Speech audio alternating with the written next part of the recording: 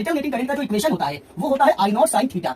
अब AC generator में armature coil ऐसे घूम रही है। अब आर्मेचर कॉइल अगर घूम रही है तो डिफरेंट डिफरेंट एंगल बनाएगी। अब मेन एंगल हम लोग ले लेते हैं एक साइकिल का, जैसे 0 डिग्री, 90 डिग्री, 180 डिग्री, 270 डिग्री और 360 डिग्री। तो अब देखते हैं स्टूडेंट्स, तो सबसे पहले हम देखते हैं कि थीटा की वैल्यू क्या क्या रखी जाए, मेन एंगल, और उसके करस्पॉन्डिंग आई यानी करंट की वैल्यू क्या होती है, और फिर उसी पे हम लोग ग्राफ बना देंगे। तो फर्स्ट नंबर हम ले लेते हैं कि theta is equal to 0 degree, यानी अगर एंगल 0 डिग्री है तो I is equal to I naught sine 0 degree, और हमें पता है कि साइन 0 डिग्री की वैल्यू स्टूडेंट्स होती है 0, और जैसे ही साइन 0 डिग्री की वैल्यू 0 रखेंगे तो ये पूरी करंट हमारी हो जाएगी आई की वैल्यू 0। अब सेकंड नंबर आते हैं, if theta is equal to 90 degree, अब यहाँ थीटा की जगह 90 डिग्री रख लेते हैं, तो I is equal to I naught sine 90 degree, और स्टूडेंट साइन 90 डिग्री की वैल्यू होती है 1, और जब आई नॉट का 1 से मल्टीप्लाई करेंगे so the value of current will be equal to the I naught यानी पीक वैल्यू, यानी जब एंगल 90 डिग्री होगा तो करंट मैक्सिमम फ्लो कर रही होगी। अब आते हैं तीसरी कंडीशन पे, if theta is equal to 180 degree, अगर थीटा 180 डिग्री है तब जरा देखते हैं, तो I is equal to I naught sine 180 degree, और स्टूडेंट साइन 180 डिग्री की वैल्यू होती है 0, और जैसे ही हम यहाँ 0 रखेंगे आई नॉट का 0 से मल्टीप्लाई करेंगे so the current will be equal to the 0। अब आते हैं अपने नेक्स्ट पे फोर्थ नंबर कि अगर हमारा थीटा यानी एंगल की वैल्यू है students 270 degree, then I will be equal to the I naught sine 270 degree,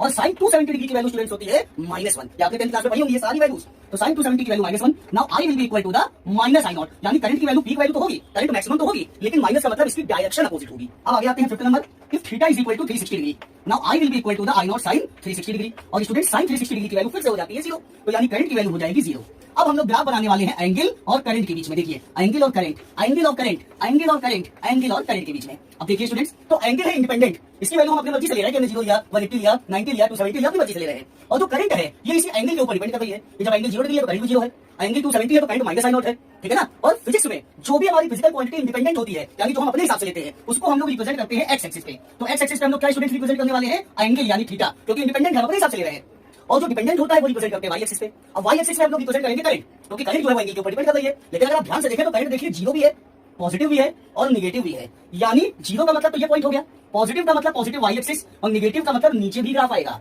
तो यानी अगर हम वाई एक्सिस पे करंट ले रहे हैं तो पॉजिटिव में जो मैक्सिमम है मान लीजिए 4 है ये, तो ये हो गया प्लस का आई नॉट, और जो अपोजिट डायरेक्शन में 4 होगा it will be minus I not. Example के तौर पे हम आपको बता रहे हैं। अब एंगल हम इनमें ले लेते हैं, तो एक हो गया 0 डिग्री, एक हो गया स्टूडेंट्स 90 डिग्री, फिर था 180 डिग्री, 180 के बाद था 270 डिग्री, और 270 के बाद था 360 डिग्री। अब एक करके शुरू करते हैं, जब एंगल 0 तो आई भी 0, तो एंगल 0 तो आई भी 0, तो देखिए ये वाला पॉइंट मिल गया। फिर जब एंगल 90 तो करंट आई नॉट, तो एंगल पे आ गए हम 90 पे और करंट पे आ गए आई नॉट पे, यानी मैक्सिमम पॉजिटिव में, तो इसको आगे बढ़ाया, इसको आगे बढ़ाया, ये देखिए हमको पॉइंट मिला। अब उसके बाद जब एंगल 180 तो करंट 0, तो एंगल पे आ गए 180 पे और करंट 0, मतलब ना तो ऊपर जाना ना नीचे जाना है, करंट 0, यानी यही पॉइंट हमको मिल जाएगा। अब चौथे नंबर पे आते हैं, जब एंगल है 270 तो करंट कितनी है माइनस आई नॉट, माइनस का मतलब ये नीचे जाएगा और ये 270 पे, यानी ये पॉइंट हमको मिलने वाला है। और आखिरी पॉइंट देखेंगे जब थीटा 360 है तो करंट 0, यानी ना तो ऊपर ना नीचे, वो यही पॉइंट रहेगा। तो आप देखेंगे कि ग्राफ कुछ ऐसा बनेगा कि करंट बढ़ के मैक्सिमम, घट के 0, फिर अपोजिट डायरेक्शन में बढ़ के मैक्सिमम और घट के 0, यानी अगर वायर पे हम समझे तो करंट एक डायरेक्शन में बढ़ी बढ़ के मैक्सिमम और घटी घट के 0, फिर अपोजिट डायरेक्शन में बढ़ी बढ़ के मैक्सिमम और घटी घट के 0, तो करंट ऐसे फ्लो करेगी, और एक सेकंड में जितनी बार डायरेक्शन चेंज होगी it will be it's frequency.